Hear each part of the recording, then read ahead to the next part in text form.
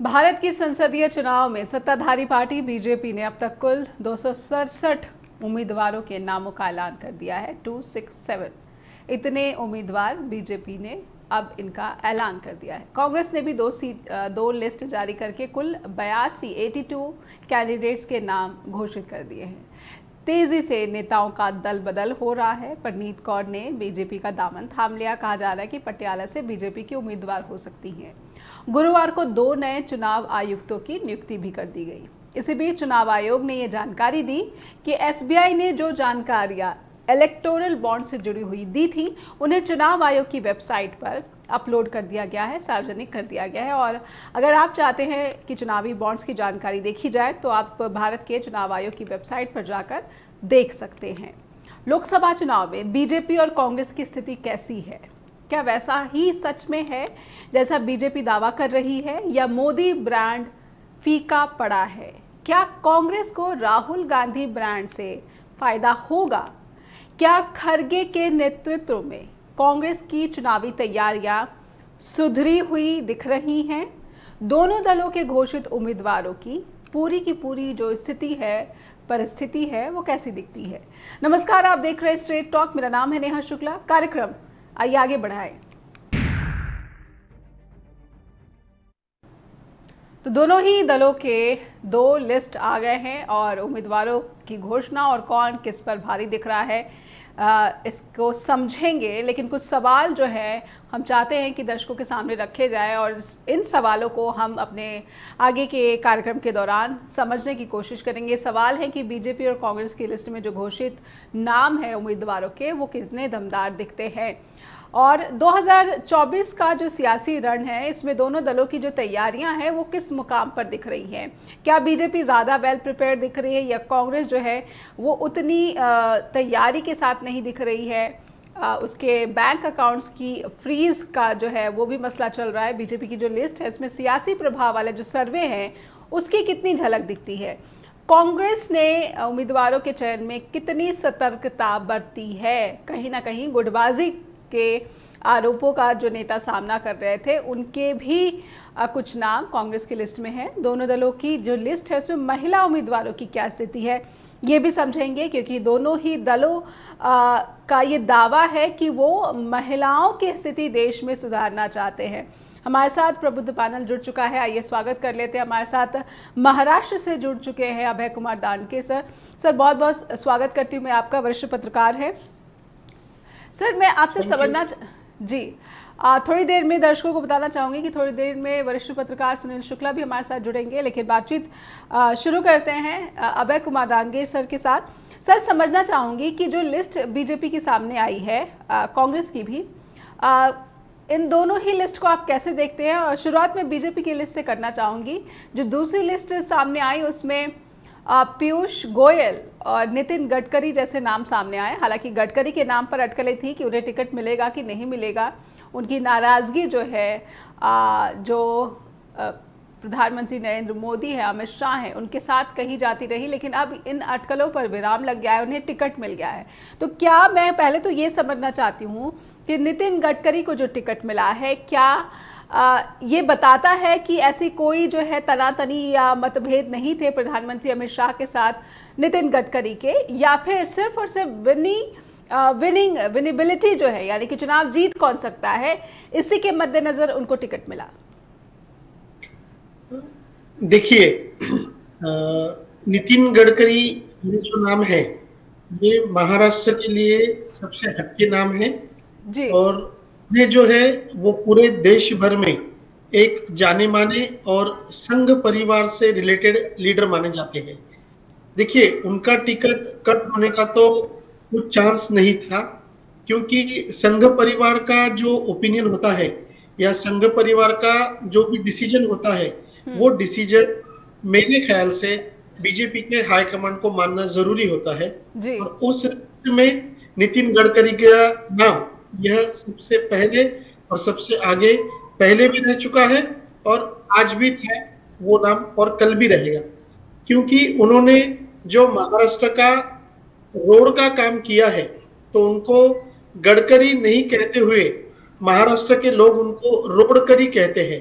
Means उन्होंने जो road का जो काम किया है वो बहुत ज्यादा पैमाने पे काम किया है, और उनकी वजह से महाराष्ट्र ही नहीं पूरे देश का जो रूप है वो बदल रहा है। जी। अब सर, इस लिस्ट में पंकजा मुंडे के नाम पर आप क्या कहेंगे? उनकी भी इस तरह की खबरें थी कि बीजेपी नेतृत्व से वो खुश नहीं है, लेकिन उनका भी नाम सामने आ गया। जी नेहा जी, आपने सही कहा है कि पंकजा मुंडे जो है वो पिछले 1.5-2 साल से वेटिंग लिस्ट पे ही थे वो लोग। देखो, उनकी जो बहन है प्रीतम मुंडे, वो बीड से अभी खासदार है, वो सांसद है वहां से वो, तो उनकी बजाय उनके सिस्टर जो है, उनकी जो बहन है, उनको टिकट दिया गया है। और इसके पहले के महाराष्ट्र राज्य के मंत्रिमंडल में उन्होंने मंत्री पद भूषण किया है, लेकिन बाद में जो है उनका और बीजेपी के जो कुछ लीडर है उनके साथ उनका नहीं जमने की वजह से उनका पत्ता कट हो गया था और उन्हें बाजू में रख दिया गया था जी। लेकिन अभी उनको टिकट देकर बीजेपी ने उनकी नाराजगी दूर कर दी है। लेकिन सबसे मेन मुद्दा जो है, अभी जो कांग्रेस में से जो बीजेपी में जो लोग आए हैं उनको बीजेपी में लेते वक्त उनकी जो शुगर फैक्ट्रीज थे वो शुगर फैक्ट्रीज को 150 करोड़, 180 करोड़ और 200 करोड़ ऐसा उनको अनुदान देकर और उनकी कर्ज माफी कर उनको बीजेपी में लिया गया, ऐसा यहाँ के राजकारणी लोगों का बोलना है। और वैसे ही करते वक्त जो मुंडे जी है, जिनको हम पंकजा मुंडे जी का जो कारखाना शुगर फैक्ट्री है, वैद्यनाथ शुगर फैक्ट्री, उनका कर्जा लेकिन स्टेट गवर्नमेंट ने माफ नहीं किया था, उसकी वजह से वो बहुत ज्यादा बीजेपी के लीडर के ऊपर नाराज थे। जी हाँ जी जी। तो कहीं ना कहीं जो नाराजगी है, पंकजा मुंडे का बयान मैंने भी सुना, अब ऐसा लग रहा है कि वो टिकट मिल जाने से काफ़ी हर्ष की स्थिति में है और वो उसका धन्यवाद भी करती दिख रही थी। तो क्या जो गिले शिकवे हैं वो नाम सार्वजनिक किए जाने से, नाम का चयन कर लिए जाने से वो नाराजगी दूर हो गई, ये मान लिए जाए? हाँ जी बिल्कुल जी बिल्कुल, उनकी नाराजगी अभी दूर हो गई है और वो अभी इलेक्शन के काम को लग भी चुके हैं जी पंकजा मुंडे जी। बिल्कुल, नामों के ऐलान के साथ ही सभी जो उम्मीदवार है वो अब अपने क्षेत्र में जो सक्रियता जो है बढ़ा रहे हैं। हमारे साथ इस बीच वरिष्ठ पत्रकार सुनील शुक्ला भी जुड़ चुके हैं। सर, बहुत बहुत स्वागत करती हूँ मैं आपका स्ट्रेट टॉक में। और दो लिस्ट, चाहे वो बीजेपी हो चाहे वो कांग्रेस हो, इन दोनों ने अपने उम्मीदवारों के जारी कर दिए हैं। दोनों लिस्टों को अगर आप देखते हैं सर, चाहे वो बीजेपी की हो चाहे वो कांग्रेस की हो, किस तरह से आंक पा रहे हैं? 267 बीजेपी ने घोषित कर दिए और 82 कांग्रेस ने घोषित कर दिए। आपका क्या आकलन, आपकी समीक्षा? सुनील सर। धन्यवाद नेहा जी। जी, तो देर से ज्वाइन करने के लिए माफी चाहता हूं मैं जी। कांग्रेस की तुलना में भारतीय जनता पार्टी की उम्मीदवारों की संख्या ज्यादा है। पहली बार बीजेपी ने पहली बार में 195 लोगों की सूची जारी कर दी थी और कांग्रेस की संख्या कम है। कांग्रेस की अभी अगर आप स्थिति देखेंगे, इस समय जो उन्होंने सूची जारी की है राजस्थान की या कर्नाटक की, कांग्रेस ने भी अपने उम्मीदवारों को बहुत सोच समझ के, बहुत ही सतर्कता के साथ घोषित किया है और ऐसे लोगों को उम्मीदवार बनाया है जो कम से कम ग्रामीण अपने अपने संसदीय क्षेत्रों में सक्रिय है जी। जैसे राजस्थान में ही कांग्रेस ने अपने 3 विधायकों को उतारा मैदान में, जबकि बीजेपी ने किसी विधायक को नहीं उतारा। बीजेपी ने यह प्रयोग किया था छत्तीसगढ़, मध्य प्रदेश और राजस्थान के चुनाव, विधानसभा चुनाव में वो अपने सांसदों को चुनाव में उतारी थी, लेकिन इस बार वो नहीं कर रही है। लेकिन बीजेपी ने भी अपने 3 पूर्व मुख्यमंत्रियों को उतारा। बोमई साहब को कर्नाटक में उतार दिया, खट्टर साहब को हरियाणा में उतार दिया, रावत साहब उत्तराखंड में उतार दिया। तो अपने वो भी ऐसे प्रत्याशियों को मैदान में ला रही है, कम से कम जिनके लिए पहचान का संकट न हो जी, और वो मजबूती के साथ एक चुनौती प्रस्तुत कर सके और चुनाव को ढंग से चला सके। बीजेपी में भी कम से कम जैसे कि उम्मीद की जाती थी, बहुत ही अनुशासित पार्टी है और उसमें विद्रोह नहीं होना चाहिए, लेकिन आप राजस्थान में देखिए कि दो उनके सिटिंग एमपी पार्टी छोड़ के चले गए जी, और कांग्रेस ने उनको उम्मीदवार बना दिया। और जैसे राहुल कसवा एक बड़ा मजबूत उम्मीदवार है जी, मैंने पिछले कई दशकों से उस सीट पर कसवा साहब के परिवार का कब्जा है जी। 4 बार उनके पिताजी रहे हैं, 2 बार से ये एमपी हैं, लेकिन पार्टी ने उनको टिकट नहीं दिया और छोड़ के चले गए। वही स्थिति एक और सांसद जी के साथ है, तो वहां भी विद्रोह की स्थिति है, वहां भी लोगों के मन में नाराजगी है जी। और कुछ राज्य तो ऐसे हैं जहां पे पार्टी चुनाव अपने कैंडिडेट नहीं घोषित कर पा रही है जी। और दूसरी तरफ आप उदाहरण के तौर पर राजस्थान का टिकट ले लीजिए कांग्रेस का जी। कांग्रेस ने अपने सभी उम्मीदवार बदल दिए, माने 2014 2019 जिन बार यहाँ तक कि 2014 में जो मैदान में उतरे थे उनको भी जी, जिस तो ऐसे जो पहली कुछ ऐसे लोग भी हैं जो और कुछ ऐसे हैं जो पहली बार पार्लियामेंट का इलेक्शन लड़ रहे हैं जी। तो इस तरह के तो उस पार्टी ने भी अपने आप में एक कोशिश की है, इसे अपने उम्मीदवार के चुनाव क्षेत्र बदले हैं, जैसे कि अब वैभव गहलोत का ही चुनाव क्षेत्र उन्होंने बदल दिया जी, एक अशोक गहलोत के लड़के हैं।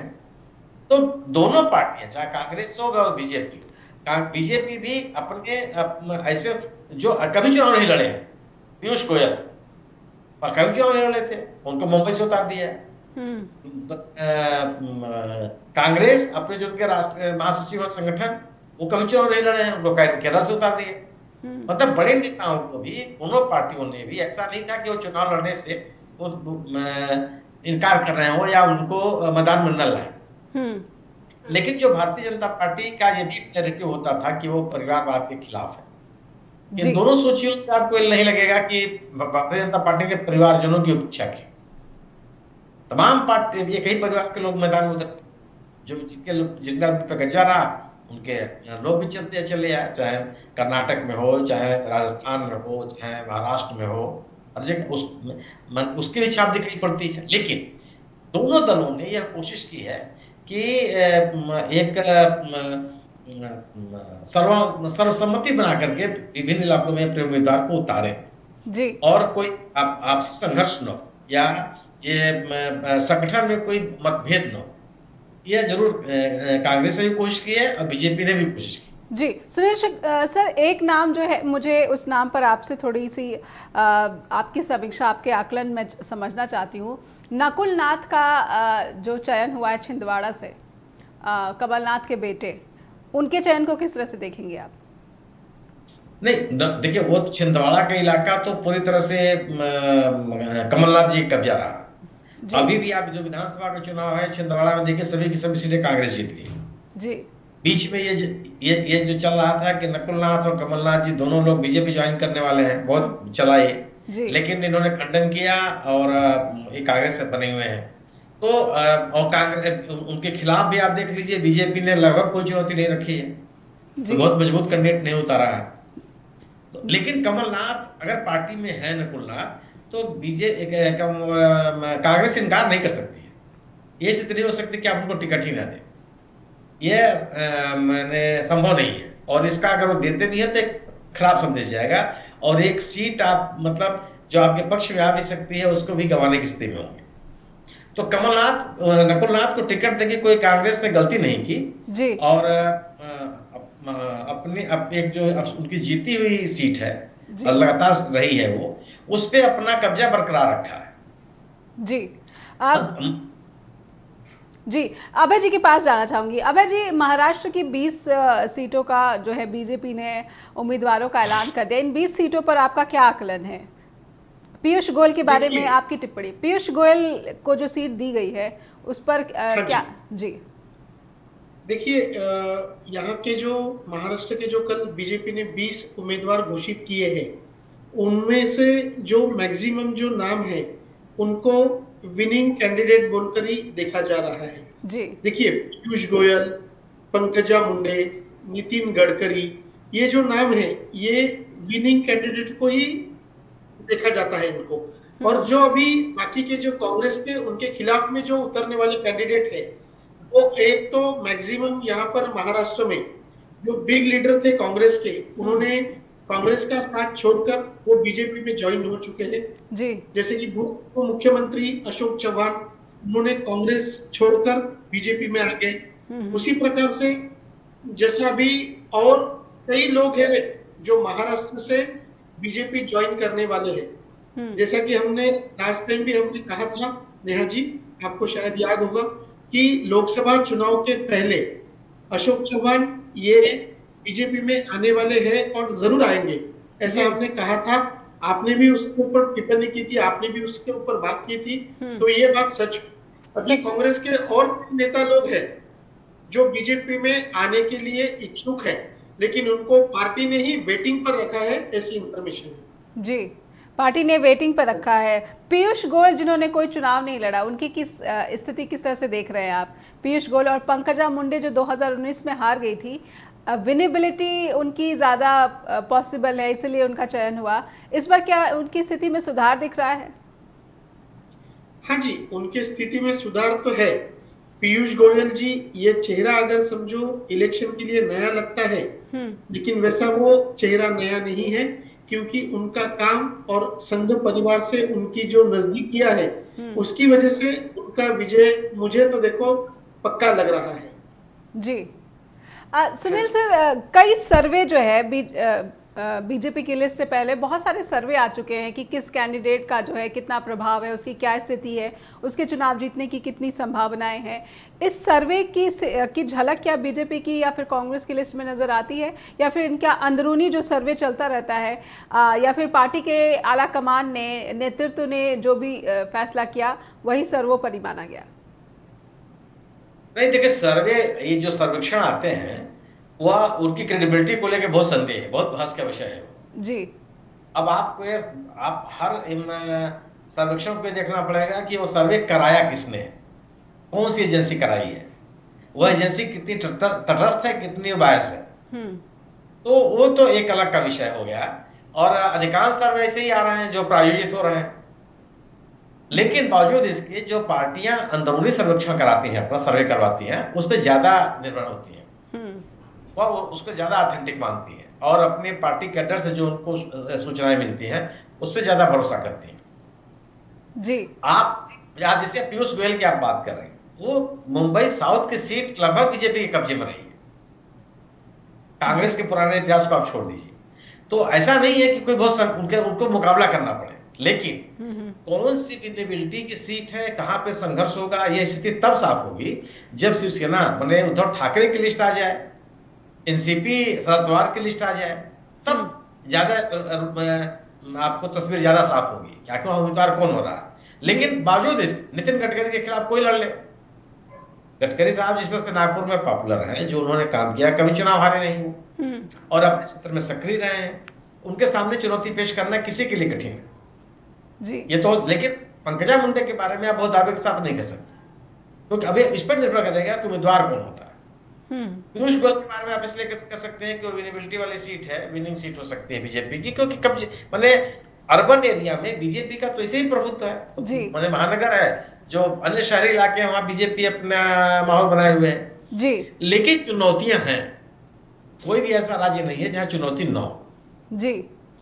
तस्वीर और बेहतर साफ होगी जब अन्य दलों, जैसे राजस्थान को देखिए, राजस्थान में जो चुनाव हो रहा है, जो आप अब दोनों पार्टियों के जब उम्मीदवार सामने आ गए तो आप ये डिस्कस कर सकते हैं, ये चर्चा हो सकती है कि कौन एक तरफा चुनाव है और कौन एक तरफा चुनाव नहीं है जी, जहां पे अच्छी खासी लड़ाई होगी। नारी शक्ति को लेकर जिस तरह से दोनों पार्टियों का पुश दिख रहा है सुनील सर, लेकिन उससे पहले मैं कांग्रेस के ऊपर एक मेरी जिज्ञासा है कि क्या कांग्रेस की ये तैयारी समय रहते तैयारी दिख रही है या समय पूर्व तैयारी दिख रही है, या फिर कांग्रेस हाथ पैर तो मार रही है लेकिन परिस्थितियां बिल्कुल विपरीत है? सुनील सर। नहीं, ये आप सही है कि उम्मीदवारों की घोषणा में बीजेपी आगे है जी, इसमें कोई दुराय नहीं है। बहुत पहले लिस्ट उनकी 195 लोगों की आ गई थी, वह उस सूची में भी या तो एकदम जहाँ जो जीत सुनिश्चित है वो नाम थे, वो सीटें थी, और या जहाँ पे बहुत खराब स्थिति रही है वो सीटें रही हैं। केरल में 20 सीटें बीजेपी ने डिक्लेयर कर दी। केरल में कौन सी स्थिति है बीजेपी की? जी। लेकिन ऐसा नहीं है कि बीजेपी के लिए भी सभी राज्यों में बहुत सुगमता है। केरल में 20 सीट डिक्लेयर करने वाली बीजेपी अभी तक बिहार में एक कैंडिडेट नहीं घोषित कर पाई, जहां पे बाकी संघर्ष है। तो हाँ, जिन राज्यों में बहुत कंफर्टेबल है वो उन्हीं सीटों पर घोषित कर रही है, दिया उसने, कि जहां पे उसकी जीत सुनिश्चित है या जहां संघर्ष है, बहुत बुरी तरह से संघर्ष है।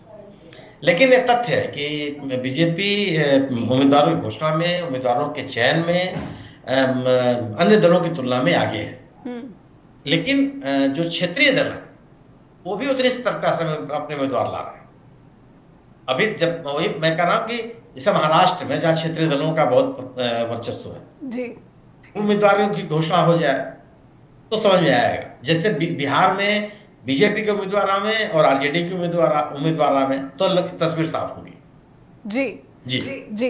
अभय सर, मैं आपसे समझना चाहूंगी, महाराष्ट्र की बहुत अहम भूमिका रहने वाली है इन लोकसभा चुनाव में, इसीलिए बहुत सारी जो पार्टियां हैं, जो हमने देखा कि पहले शिवसेना में टूट हुई, फिर एनसीपी में टूट हुई, फिर कांग्रेस के बड़े बड़े चेहरे भी बीजेपी में जा रहे हैं। इसके बावजूद वहां पर स्थिति अभी भी बहुत चुनौतीपूर्ण लग रही है बीजेपी के लिए।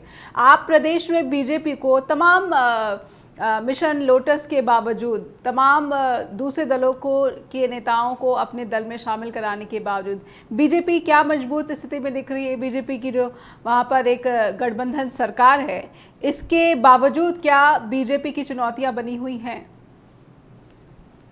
नेहा जी, जैसे आपने कहा कि मिशन लोटस, देखिए अभी ये मिशन लोटस जो है वो एक अलग तरीके से काम करता है और महाराष्ट्र की जो परिस्थिति है वो बहुत अलग है जी। अभी जिन जिन लोगों ने बीजेपी ज्वाइन किया है या जो शिवसेना जो फूट गई, जो शिवसेना टूट गई, उसके पीछे कुछ अलग रीजन है।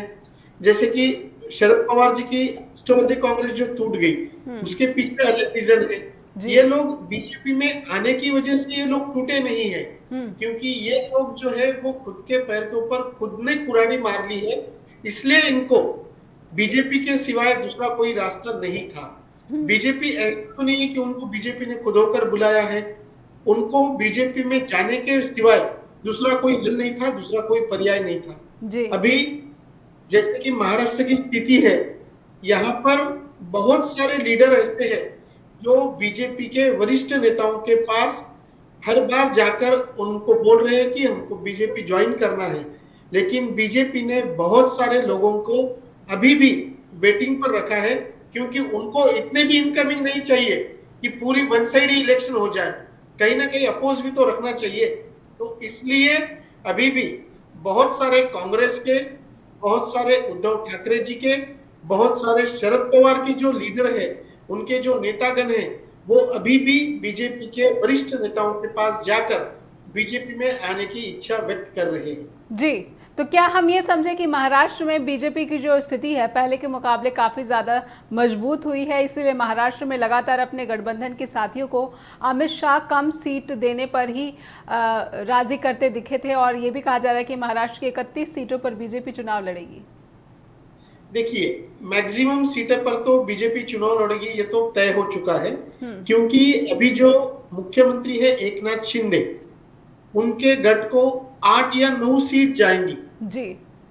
महाराष्ट्र में कुल 48 सीट है, उसमें से मुख्यमंत्री एकनाथ शिंदे जी को 8 या 9 सीट जाएंगी, और जो मुख्यमंत्री है अजित पवार, उनको 4 या 5 सीट जाएगी, उसके ऊपर नहीं जाएगी जी। बाकी जो सीट है वहां पर बीजेपी उनके कैंडिडेट देंगी, और वहां पर गए बारी से ज्यादा मैक्सिमम आपको बीजेपी के सांसद दिखती है जी। अभय जी, मैं ये भी समझना चाहूंगी कि शरद पवार और उद्धव ठाकरे, क्या इन दोनों नेताओं के प्रति जनता की सहानुभूति मिल पा रही है? क्योंकि आज सुप्रीम कोर्ट ने अजित पवार गुट को जो है ये भी कहा है, जवाब तलब किया है कि क्या आप राजनीतिक लाभ के लिए शरद पवार के नाम और फोटो का इस्तेमाल कर रहे हैं?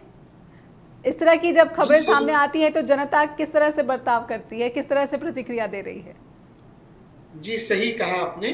देखिए, क्योंकि महाराष्ट्र की जो जनता है, महाराष्ट्र के जो वोटर है, वो पूरी तरह से बिखर चुके हैं जी। लेकिन इस बात का फायदा जो है, इस बात का फायदा बीजेपी को इसलिए होगा कि देखो, बीजेपी की वोट बैंक जो है वो एक कांस्टेंट वोट बैंक है, वो इधर उधर जाएगी नहीं जी। और दूसरी बात जो है, बाकी के जो मेन पार्टीज है जैसे कि कांग्रेस, एनसीपी और शिवसेना, ये पूरी तरह बिखर चुकी है, इसलिए इनके जो वोटर्स है वो वोटर्स भी इधर उधर बिखर चुके हैं। इसलिए बीजेपी को महाराष्ट्र के लिए ज्यादा मेहनत लेने की जरूरत नहीं है। ऑटोमेटिकली उनके जो पहले के जो वोटर है उतने वोटिंग के ऊपर बीजेपी के मैक्सिमम कैंडिडेट चुनकर आएंगे और जो सीट कुछ कम वोट की वजह से चले गए थे बीजेपी के हाथ से, वो चीज तो आपके हाथ से गए हुए भी रही, तो भी इस बार जो है वो बीजेपी को फायदा होगा, क्योंकि शरद पवार के कैंडिडेट अभी तक डिक्लेयर नहीं है और उनके पास जो कैंडिडेट डिक्लेयर होंगे वो कहीं ना कहीं अजित पवार से रिलेटेड रहेंगे जी। वहां पर वोट बैंक जो है वो दोनों की डिस्ट्रीब्यूट हो जाएगी। वही हाल शिवसेना का रहेगा, उद्धव ठाकरे गढ़ और एकनाथ शिंदे गढ़, दोनों तरफ वोट बैंक फूट जाएगी, उसका भी बेनिफिट बीजेपी को मिलना है। जो एजुकेटेड जो वोटर्स है, एजुकेटेड वोटर्स यही सोचेंगे कि हमें नहीं कांग्रेस को वोटिंग देना है, ना ही शिवसेना को वोटिंग देना है, हमें जो दिल्ली में बैठे हैं उसी को वोट देना है, मोदी जी को वोट देना है। मैक्सिमम वोटर्स जो यंगस्टर है उनका भी ओपिनियन बीजेपी के साथ में ही है, बीजेपी के फेवर में ही है। मैं आपसे समझने की कोशिश करूंगी कि कांग्रेस एक बार बार इस बात की दुहाई दी जा रही है कि बैंक खाते सील है, पैसे की कमी के अभाव में चुनाव कैसे लड़ा जाए। तो कांग्रेस की जो फाइनेंशियल सिचुएशन है, जो आर्थिक स्थिति है, क्या वाकई में ये भारत के लोकतांत्रिक उत्सव में विपक्ष की भूमिका, और सबसे बड़ी पार्टी तो विपक्ष की कांग्रेस है ही, इसको कमजोर कर रही है? और इसको आप कैसे देख पा रहे हैं? नहीं, इसमें तो कोई दो राय नहीं है कि कांग्रेस और बीजेपी के आर्थिक संसाधनों में कोई तालमेल ही नहीं है। और ये कोई इसमें बहुत शोध करने की आवश्यकता नहीं है, ये तो बाकायदे सबके सामने है कि इलेक्टोरल बॉन्ड से किसको कितना पैसा, कई हजार करोड़ रुपए मिले बीजेपी को और कुल 1000 करोड़ रुपए मिले कांग्रेस को। दोनों में कोई तालमेल, कोई तुलना नहीं है। उसके बाद जो यह कार्रवाई हुई कि लगभग अधिकांश जो खाते हैं सीज कर दिए गए, यह भी भारतीय लोकतंत्र की पहली घटना है। ये मुख्य विपक्ष के खाते को सीज कर लिया जाए एंड चुनाव के मौके पर, तो आर्थिक कमियां तो हैं, इससे कोई दो राय नहीं है जी। लेकिन कांग्रेस के पास राजनीतिक मुद्दे हैं और भारतीय जनता पार्टी सरकार के खिलाफ अगर कोई राजनीतिक मुहिम बनी है, माहौल बना है, तो उसमें कांग्रेस के राजनीतिक गतिविधियों का ही योगदान है। मैं महाराष्ट्र की जो बात हो रही थी जी, मैं महाराष्ट्र में भारतीय जनता पार्टी अपने बूते कभी नहीं सत्ता में आई, अकेले अपने बूते पे चुनाव भी नहीं लड़ पाई, उसको हमेशा शिवसेना का ही मत बदल लेनी पड़ी है जी। और वह पहले 2014-2019 जब भारतीय जनता पार्टी की प्रसिद्धि अपने चरम पर थी, उस समय भी शिवसेना के भरोसे ही थी जी। और आज अगर वो शिवसेना माने उद्धव ठाकरे की शिवसेना या बाला साहब ठाकरे की शिवसेना को तोड़ दी है, तो मुझे नहीं लगता कि आम महाराष्ट्रियन का, उस राज्य के आम मतदाता की सहानुभूति उद्धव ठाकरे के साथ नहीं है। उद्धव ठाकरे एक बड़ी चुनौती है, मेरा भी मानना है कि बड़ी चुनौती है, और सामान्य जो मतदाता है वो अभी उद्धव ठाकरे को छोड़ा नहीं है और सहानुभूति उनके साथ है जी। एनसीपी का ही मेरा मानना है कि एनसीपी का मतलब शरद पवार, एनसीपी का मतलब अजित पवार नहीं है। एनसीपी का जो वोटर है वो शरद पवार के साथ है जी। और अगर ये भी संभव है कि जो शरद पवार का वोटर है वो बीजेपी के साथ नहीं जाएगा, क्योंकि उसमें किसान भी हैं, अन्य जातियों के लोग भी हैं और अल्पसंख्यक भी हैं जी। वो जो आज की स्थिति है उसमें कि अजित पवार चले गए हैं साथ में, इसलिए शरद पवार का भी वोटर बीजेपी को चला जाएगा, मुझे ऐसा नहीं लगता जी। कुछ पॉकेट्स हैं, निश्चित रूप से कुछ पॉकेट्स हैं, जैसे मुंबई है, शहरी इलाकों में निश्चित रूप से बीजेपी का प्रभाव है और लगभग पूरे देश में है, लेकिन वो अभी चेन्नई में नहीं है, बेंगलोर में बहुत कम है, त्रिवेंद्रम में नहीं है, अन्य हैदराबाद में नहीं है, बड़े शहर है, वहां भी उस तरह का कोई जन समर्थन नहीं है बीजेपी का। हिंदी बेल्ट में कुछ इलाकों में निश्चित रूप से है और उस जनाधार से कोई इनकार नहीं कर सकता। लेकिन महाराष्ट्र में मेरा अपना मानना यह है कि जो महागठबंधन है, महाविकास आघाड़ी, वह बीजेपी के सामने या उस गठबंधन के सामने एक मजबूत चुनौती पेश करने की स्थिति में है। और अब तक इसको इस आधार पर मैं कर रहा हूं कि अब तक उद्धव ठाकरे के जितने भी कार्यक्रम हुए हैं उसमें जो जन भागीदारी है वो किसी भी तरह से जो अजित पवार और शिंदे साहब या बीजेपी का गठबंधन है उसे कहीं कमतर नहीं है, बल्कि ज्यादा ही है। लोग अच्छी खासी संख्या में आ रहे हैं जी, उनकी कार्यक्रम में उनकी शिरकत हो रही है। इन बीजेपी के नेताओं का, शिंदे साहब के नेताओं का विरोध हो रहा है। भाई शिंदे साहब का असर कितना है? परंपरागत रूप से जब शिवसेना में थे ठाणे, इसके अलावा कौन से उनका असर है? लेकिन बीजेपी महाराष्ट्र में घुसी थी शिवसेना के भरोसे में जी। अगर शिवसेना साथ नहीं आती तो उनको जगह भी नहीं मिलती, स्थिति नहीं थी उनकी तमाम चीजों के बावजूद। और एक जो कई घटनाएं हुई हैं, जैसे कुछ परियोजनाएं महाराष्ट्र से हट करके चली गई गुजरात जी, उसका भी एक्शन, जो अभी वहां जंगल काटे जा रहे हैं उसको लेकर लोगों के मन में नाराजगी है। हाँ, भारतीय जनता पार्टी का प्रतिबद्ध मतदाता इसे कोई इनकार नहीं कर सकता जी, उनके कमिटेड वोटर से इसे कोई इनकार नहीं कर सकता। लेकिन किसी भी पार्टी का प्रतिबद्ध मतदाता उसको चुनाव जिता नहीं सकता। उसको चुनाव मैदान में तो रख सकता है, लड़ाई में रख सकता है, लेकिन आप अपने प्रतिबद्ध मतदाताओं के बूते ही चुनाव नहीं जीत सकते हैं। आपको फ्लोटिंग वोट भी अपने साथ आकर्षित करना पड़ता है जी। उन मतदाताओं को भी अपनी तरफ आकर्षित करना होता है जो फेंस से बैठे हुए, किनारे बैठे हुए देख रहे हैं। तो आज जो 10 साल की एंटी इनकम्बेंसी है बीजेपी के साथ, वह भी एक प्रभावी उसका भी असर दिखाई पड़ेगा जी। और लोगों के मन में यह विमर्श का विषय होना चाहिए जी जी। अभय सर, मैं आपसे ये समझना चाहूँगी कि पिछले दिनों महाराष्ट्र में हमने देखा मराठा आंदोलन जो है उसकी आंच सरकार को कितनी महसूस हुई, और उसके साथ ही साथ मैं समझना चाहूँगी किसानों का जिक्र किया सुनील सर ने। तो जो किसानों के मसले हैं, बहुत बार हमने देखा कि महाराष्ट्र का किसान कितना परेशान है, वो जो मांगे कर रहा है। नासिक के प्याज को लेकर ही किस तरह से एक्सपोर्ट पर रोक लगा दिया गया, उस समय भी बहुत ज़्यादा किसानों ने इसका विरोध किया था। अभय सर, किसान का मुद्दा हो या फिर मराठा आरक्षण का मुद्दा हो, क्या लोकसभा के चुनाव में ये मुद्दे जो है बीजेपी के लिए चुनौती नहीं है, या फिर गठबंधन के लिए, एनडीए के लिए? नेहा जी, देखिए आपने जो बताया मराठा आंदोलन और किसान, ये दो मुद्दे महाराष्ट्र के लिए बहुत पावरफुल रहने वाले हैं इस इलेक्शन में। अभी जैसा मराठा आरक्षण का विषय है, मराठा आंदोलन जो है इस बारी अपने हर संसद क्षेत्र में 10 कैंडिडेट खड़े करने वाली है मराठा आंदोलन। इसलिए जो मराठा वोट बैंक है वो मराठा वोट बैंक डिस्टर्ब हो जाएगी। मराठा वोट बैंक जो है वो मराठा आंदोलन के लिए काम करेगी। और सबसे मेन बात, जो बीजेपी की वोट बैंक है वो मराठा कम्युनिटी पूरी वोट बैंक बीजेपी की नहीं है। वो जो है वो डिस्ट्रीब्यूट हो जाएगी। वो डिस्ट्रीब्यूट कहाँ होगी? एक तो एनसीपी शरद पवार गुट के लिए डिस्ट्रीब्यूट हो जाएगी, सेकंड थिंग अजित पवार जी के लिए डिस्ट्रीब्यूट हो जाएगी, या नहीं तो वो वोटिंग ना करते हुए वो नोटा को अपना बटन दबाएगी। इसका बेनिफिट किसको मिलने वाला है? डायरेक्टली इनडायरेक्टली इसका बेनिफिट बीजेपी को ही मिलने वाला है जी।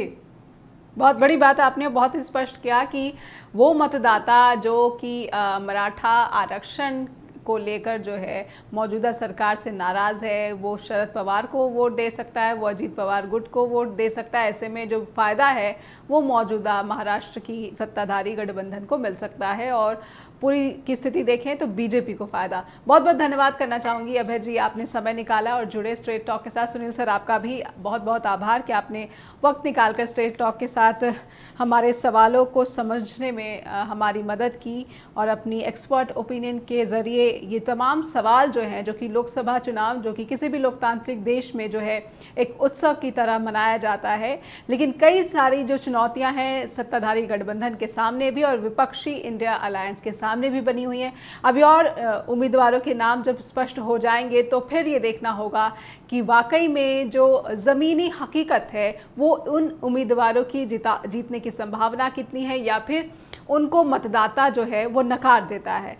आपसे अनुरोध है कि अपना फीडबैक ज़रूर भेजें info@justbroadcasting.com या फिर neha@justbroadcasting.com पर भी आप अपना कीमती फीडबैक देना ना भूलें। अपना ख्याल रखिए, फिर से होगी मुलाकात। नमस्कार।